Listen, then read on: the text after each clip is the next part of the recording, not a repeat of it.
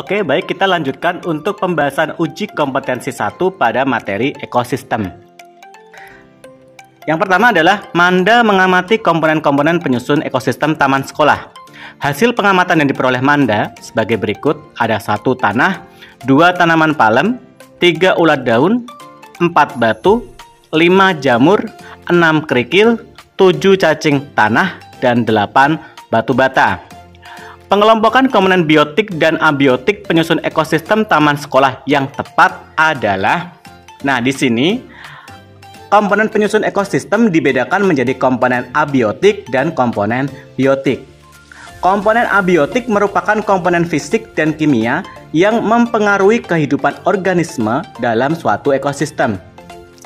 Nah, jenis komponen abiotik yang terdapat dalam suatu ekosistem antara lain air, udara, cahaya, matahari, kelembapan, suhu, angin, tanah, dan batuan, serta topografi, iklim, serta pH. Sementara itu, komponen biotik merupakan komponen penyusun ekosistem yang meliputi semua jenis makhluk hidup. Komponen biotik dibedakan menjadi produsen, misal tanaman, kemudian konsumen, ulat, dekomposer atau jamur, dan detritivor, misal cacing tanah. Nah, dari sini kita bisa membedakan komponen penyusun ekosistem di sini yang termasuk komponen biotik. Di sini ada nomor 2, 3, 5, dan 7. Untuk komponen abiotiknya selain ini, maka jawaban yang paling benar adalah yang B. Oke, kita lanjut untuk soal selanjutnya yang kedua. Hari menemukan beberapa jenis organisme di sekitar rumahnya. Organisme yang ditemukan antara lain cacing tanah, kutu kayu, dan luwing atau kaki seribu.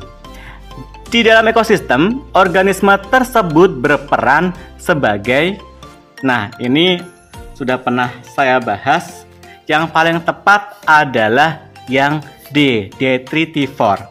Kenapa? Cacing tanah, kutu kayu, luwing berperan sebagai detritivor. Kalau kalian ingat, detritivor itu merupakan organisme yang memakan serpihan-serpihan organik atau sisa-sisa makhluk hidup. Nah, adapun produsen atau yang E merupakan organisme yang dapat mensintesis makanan sendiri melalui proses fotosintesis, misal tumbuhan. Kemudian konsumen merupakan organisme yang memperoleh energi dengan memakan atau memangsa organisme lain. Misal belalang itu sebagai konsumen primer, katak sebagai konsumen sekunder. Sedangkan dekomposer merupakan organisme yang berperan sebagai pengurai sisa produk organisme atau organisme yang sudah mati menjadi bahan anorganik, yaitu contohnya bakteri dan jamur. Lanjut soal yang ketiga. Sekelompok kelinci dan kambing di padang rumput yang saling berinteraksi akan membentuk apa? Nah, di sini jawaban yang paling tepat adalah yang E, komunitas. Kenapa? Komunitas adalah kumpulan berbagai populasi yang terdapat di suatu tempat pada waktu yang sama dan saling berinteraksi. Nah, sebagai contoh di situ ada kelinci, kambing yang hidup di padang rumput yang sama. Adapun bioma yang A merupakan ekosistem besar yang meliputi suatu daerah yang luas serta memiliki flora dan fauna yang khas. Sedangkan individu atau yang B itu merupakan satuan fungsional terkecil penyusun ekosistem yang tidak dapat dibagi-bagi lagi. Sedangkan yang C, populasi adalah sekelompok individu sejenis yang menempati suatu daerah pada waktu tertentu. Sedangkan D. Yang ekosistem merupakan suatu kesatuan komunitas dengan lingkungan hidupnya yang membentuk hubungan timbal balik. Jadi yang paling tepat adalah yang E. Lanjut soal untuk nomor 4. Di dalam suatu ekosistem sungai ya, terdapat fitoplankton, zooplankton, udang, dan kepiting, serta alga, teratai, dan ikan sepat. Organisme autotrof penyusun ekosistem tersebut yaitu, nah, di sini kita harus bisa membedakan apa itu organisme autotrof. Nah, organisme autotrof adalah organisme yang mampu membuat makanannya sendiri melalui proses fotosintesis. Yang termasuk di sini adalah fitoplankton yang ada, kemudian alga dan teratai.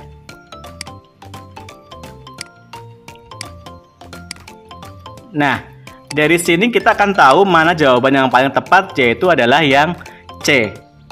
Sedangkan organisme heterotrof adalah organisme yang tidak mampu membuat makanannya sendiri, sehingga untuk memenuhi kebutuhannya, organisme tersebut membutuhkan organisme lain dengan cara memakannya.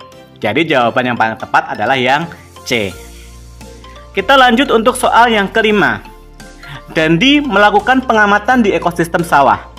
Saat melakukan pengamatan di ekosistem tersebut, Dandi menemukan beberapa jenis organisme seperti warang coklat, katak, walang sangit, jamur, tomcat, dan ular sawah. Peran walang sangit dan warang coklat dalam ekosistem tersebut adalah, nah, ini bisa dianalisis sendiri. Jawaban yang paling tepat adalah yang D, konsumen primer. Atau bisa kita sebut juga sebagai konsumen tingkat 1. Siapakah itu? Yaitu konsumen yang memakan tumbuhan atau produsen secara langsung. Jadi walang sangit dan warang coklat itu yang memakan tumbuhannya.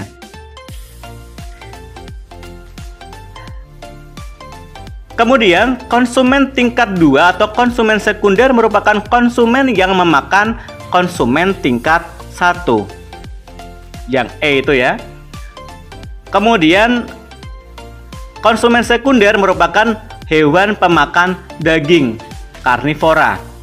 Sedangkan konsumen tingkat 3 atau konsumen tersier merupakan konsumen yang memakan konsumen tingkat 2. Nah, adapun jamur berperan sebagai dekomposer atau pengurai. Sedangkan produsen sendiri yang B merupakan jenis tumbuhan yang bisa memproduksi makanan sendiri. Lanjut untuk soal nomor 6. Interaksi berikut yang menunjukkan kompetisi interspesifik adalah, nah, kita ingat kompetisi itu adalah bentuk interaksi antar organisme yang saling bersaing untuk bertahan hidup. Misal bersaing dalam mendapatkan makanan, daerah kekuasaan, dan pasangan hidup. Nah, kompetisi ini dibedakan menjadi dua, ada kompetisi intraspesifik dan kompetisi interspesifik.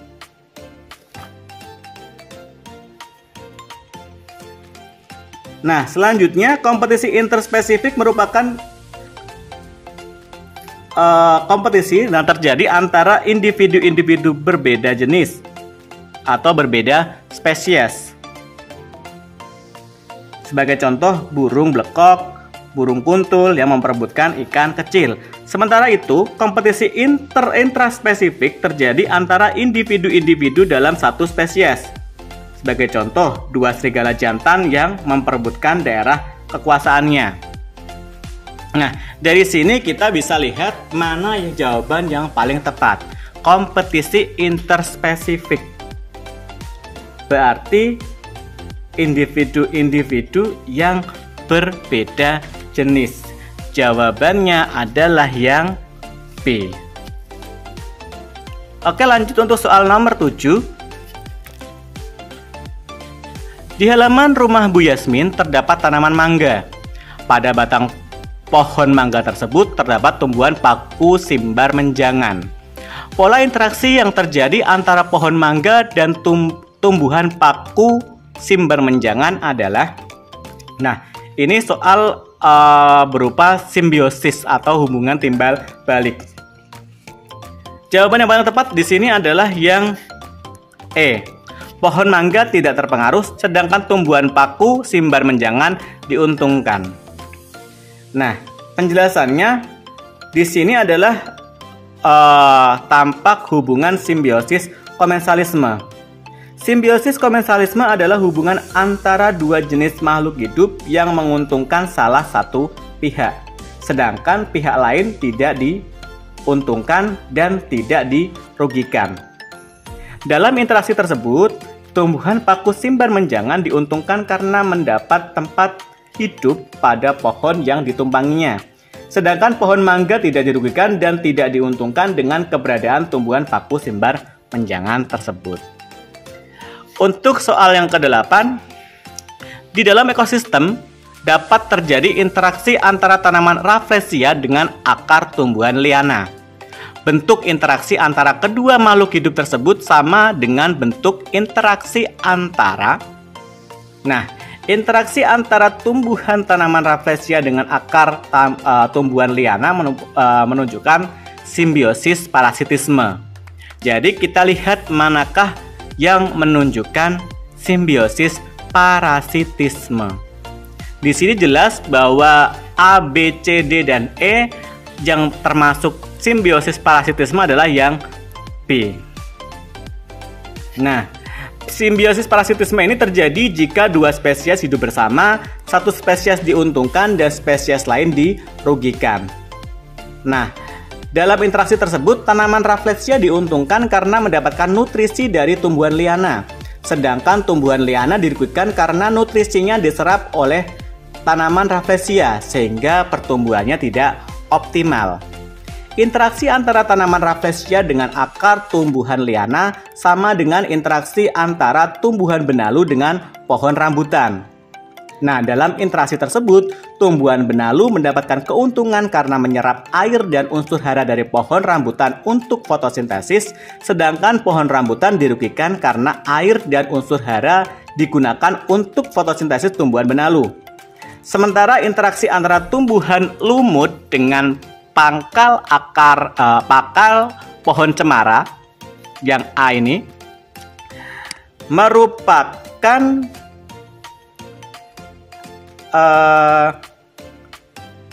simbiosis komensalisme. Begitu pula dengan ikan hiu dan ikan remora, ini juga sama.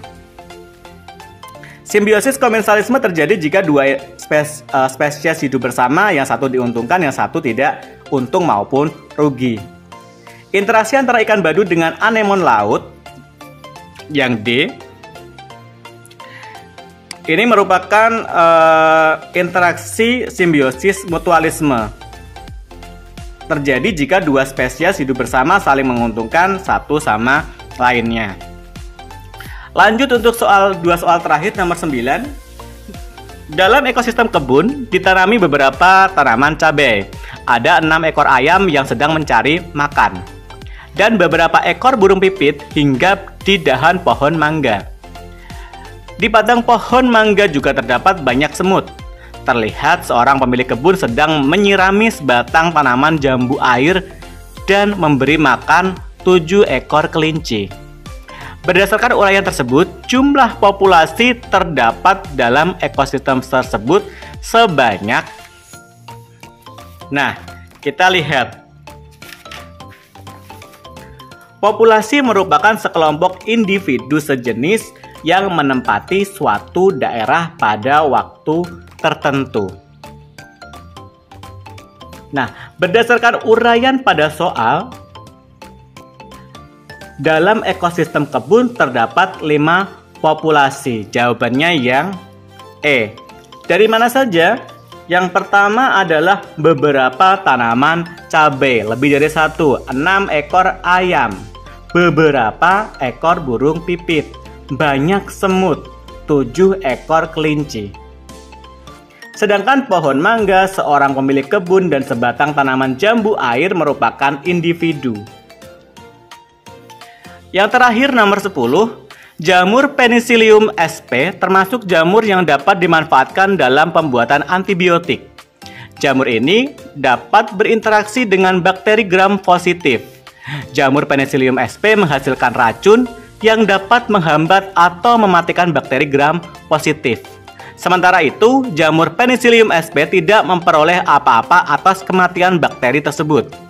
Berdasarkan uraian tersebut, interaksi antara jamur Penicillium sp dengan bakteri gram positif adalah peristiwa yang namanya amensalisme.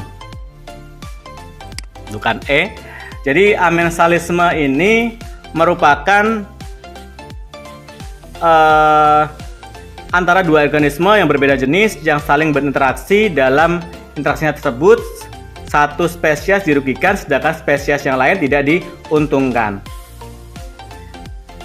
Jadi seperti itu kurang lebih untuk pembahasan uji kompetensi 1. Ini jawabannya yang D ya.